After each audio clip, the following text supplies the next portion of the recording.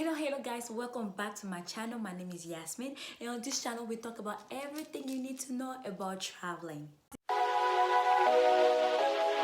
So first, I would like to start by saying Happy New Year. I hope you have wonderful holidays. I hope you have time to share with your family like I did. If you have noticed, I haven't posted any videos because I was in Texas traveling with my dad, and I wanted to take some time out just for myself. So while traveling to go see my dad, I was like, wait, let me do a video about on things that I always carry on me when I always traveling. So things that I always have on my book bag, or something I always have on me or my carry on, something I like is essential. So it's definitely the part two or must haves travel essentials. So before we get right into it, I would like to say it's going to be about 7 things that always happen to me while traveling. Let's get right into it. Hopefully you love it. So the first thing is neck pillow. Yes, neck pillow. If you go to the airport, everybody have them. They like bring like support to your neck. You know, you always sleepy at the airport, or you need to take a nap, long layover, quick nap, and then you don't want your neck to be in pain. I recommend you to invest in some good neck pillow.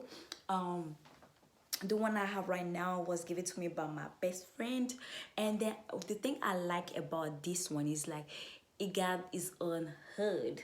So what I like about that, it also go down so you can cover the eyes, so you know people don't have to see me sleep.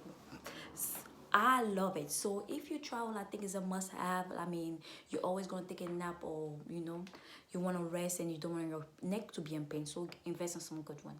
An alternative to a neck pillow, I'll invest in some like small pillow. Like you can get it from 5 and below.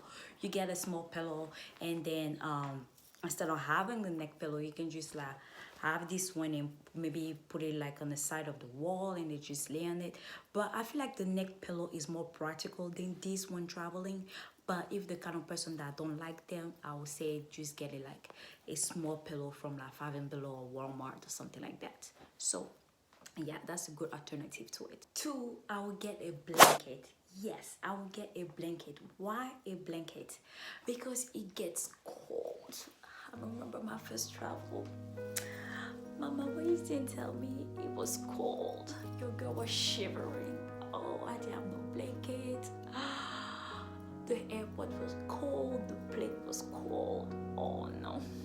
No, I don't want to go back to this again. So I will invest in some good blankets. Usually when you buy a neck pillow, sometimes it comes with a blanket as a deal. So get some good blankets. Sometimes you would think your jacket is enough like for the plane, and then it gets really cold. At least you have a blanket, and you can ask the flight attendant to give you a blanket if you don't have, but they can say no, especially when it's like a small flight, like a small plane, or like domestic flights. Sometimes when they're really tiny, they will be like, oh, you know what, we don't have it. Even though they have it, they will be like, we don't have it. So make sure you always have your own. Number 3, invest in some good headphones. So I have headpads right now. Before that, I used to use Beats battery. They were great. Now they're retired. So now I'm using AirPods. I love them when I'm traveling because they're essential. Essential because babies are traveling and they hate planes. So that means they are crying. Yes, it's real. They are crying.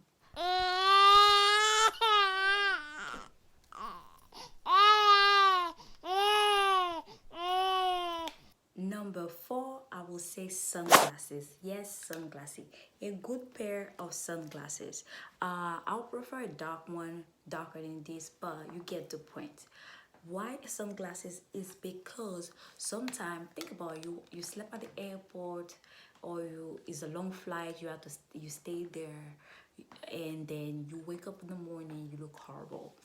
Sunglasses, a good pair of sunglasses will make you go from 0 to 10. I mean, yeah.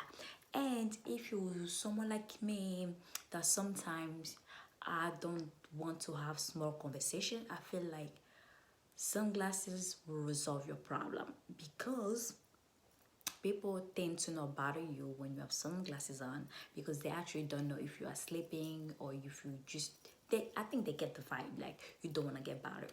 So sunglasses are good, but remember, if you're being that sassy at the airport, remember sometimes you have to ask questions, so be careful with them sunglasses. Number six, I will go with Imax. I love Imax, but I will not use them while I'm waiting for my flight. So when I'm at the gate waiting for my flight to get ready, I will not use Imax because guess what? A girl wanna see who's gonna touch my bag. So I'm washing my bags. So Imax will not be a good thing to use while you're waiting for your flight. Sunglasses will be better. So I only use Imax when I'm inside the plane and I want to sleep because I love pitch black. And then be careful with that too, because when you are asleep on the plane and then pitch black, that means you cannot see people coming or moving around you. You might miss a meal or two. Or you can tell your neighbor to wake you up once the food is getting served, because I mean, you might, if it's a long flight like an 8-hour flight, I think you will be hungry unless you're waiting for the next meal. So yeah. Number five, I would invest in some small bottles, travel size bottle. Why this?